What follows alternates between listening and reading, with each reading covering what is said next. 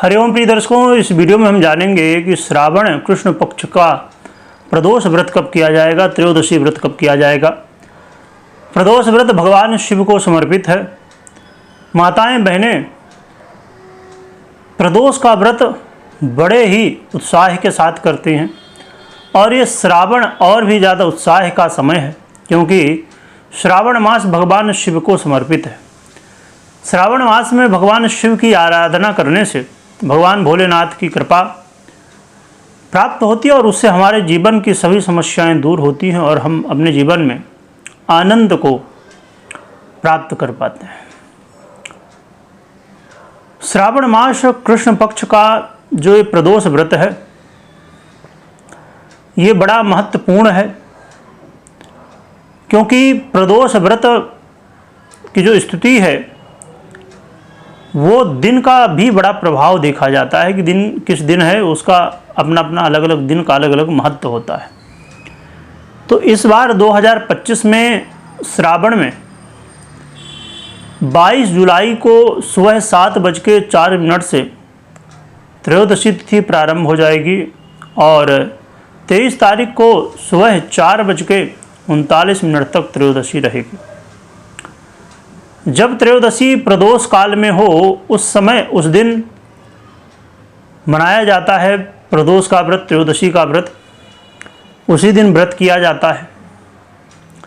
तो क्योंकि 22 तारीख को प्रदोष की जो तिथि है, त्रयोदशी की जो तिथि है, वो रहने वाली है प्रदोष काल में, इसीलिए 22 जुलाई को ही प्रदोष व्रत मनाया जाएगा, त्रयोदशी का व्रत मनाया जाएगा, किया जाएगा।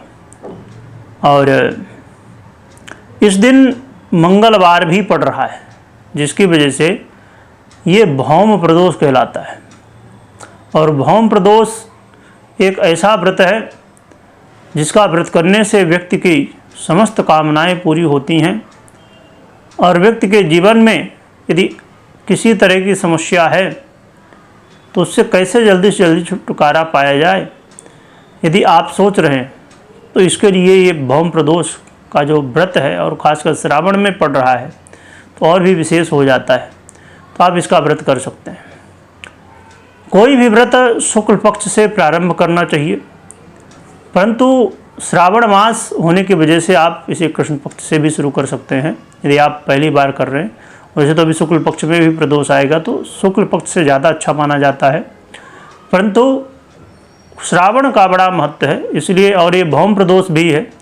यदि कोई आपकी विशेष कामना है तो आप इस प्रदोष से भी शुरू कर सकते हैं।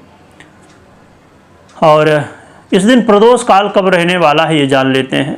तो 22 तारीख मंगलवार को, 22 जुलाई मंगलवार को प्रदोष काल शाम को 7:12 से लेकर 9:20 तक रहेगा। वैसे तो आप सुबह स्नान आदि से निवृत्त होकर भगवान शिव की आराधना करें, व्रत के लिए संकल्प करें और व्रत रखें, और फिर प्रदोष काल में पुनः भगवान शिव की आराधना की जाती है।